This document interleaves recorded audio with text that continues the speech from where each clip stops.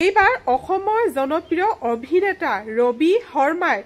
নন্দিতা কাশ্যপৰ বিষয়ে বিস্ফোৰক মন্তব্য দাঙি ধৰে আৰু কি দাঙি ধৰে কি কথা কয় ৰবি শৰ্মাই সকলোখিনি আপোনালোকে মোৰ এই ভিডিঅ'টোত গম পাব যেহেতু আপোনালোকে সকলোৱে গমে পাইছে নহয় জানো নন্দিতা কাশ্যপে গুৱাহাটী মহানগৰী যি তাণ্ডৱ চলালে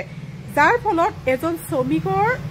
গাৰ ওপৰেদি গাড়ীখন চলাই নিয়ে আৰু সেই শ্ৰমিকজনৰ দুটা ভৰি ছিগি যায় হস্পিটেলত শ্ৰমিকজনে জীৱন মৰণে যুঁজি আছে আৰু এই কথাটো যেহেতু সংবাদ মাধ্যমত বহুত চৰ্চা হৈ আছে আৰু ফাইনেলি দিছপুৰ আৰক্ষীয়ে নন্দিতা কাশ্যপৰ বিষয়ে যি বিহিত ব্যৱস্থা ললে সেইখিনিও আপোনালোকে গম পাব কিন্তু আজি মই আপোনালোকে ৰবি শৰ্মাৰ সেই ভিডিঅ'টো মই আপোনালোকৰ মাজলৈ লৈ আনিছো লগত সহযোগ নকৰা তেওঁ আজি আমি ৰানিঙত আছিলো চিনেমাখনৰ প্ৰচাৰৰ ক্ষেত্ৰত তেতিয়াও তেওঁ আমাৰ লগত নাছিল কাৰণ থিয়েটাৰত জড়িত এতিয়া গতিকে চলচ্চিত্ৰত কাম কৰাৰ পাছত তেওঁ থিয়েটাৰলৈ গ'ল থিয়েটাৰত ব্যস্ত আমাৰ লগত তেওঁ প্ৰচাৰৰ সময়তো নাছিলে আৰু হিট এণ্ড ৰান কেছটোত আমাৰ লগত কোনো কাৰবাৰ নাই সেইটো তেওঁ এতিয়া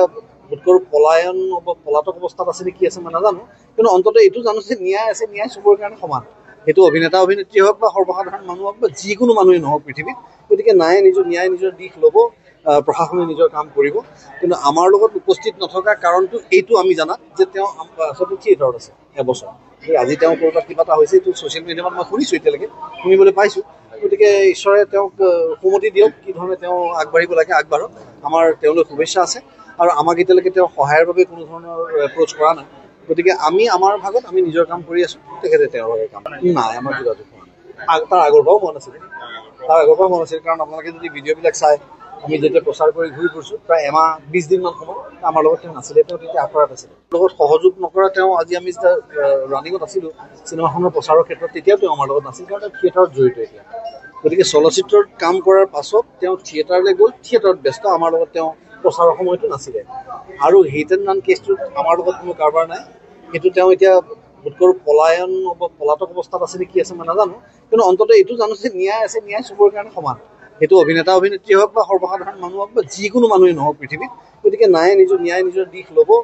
প্ৰশাসনে নিজৰ কাম কৰিব কিন্তু আমাৰ লগত উপস্থিত নথকা কাৰণটো এইটো আমি জানাত যে তেওঁ আচলতে থিয়েটাৰত আছে এবছৰ